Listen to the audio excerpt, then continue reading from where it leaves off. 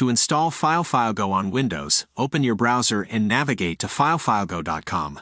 Click on Download and choose Windows.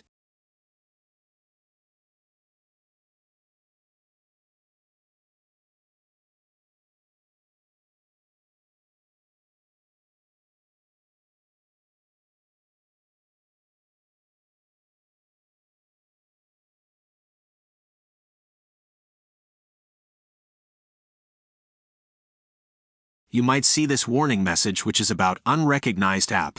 FileFileGo binaries aren't signed on Windows Store, therefore you see this message. You can click on More Info and then click on Run anyway. When your installation is completed, the application starts.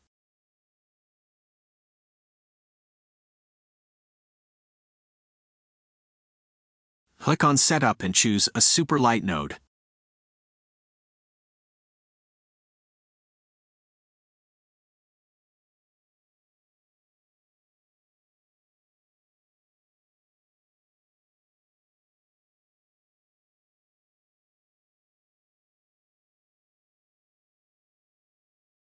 Windows Firewall might ask you to allow internet access for this app. FileFileGo requires internet access to connect to the network, therefore click on Allow Access to complete the setup.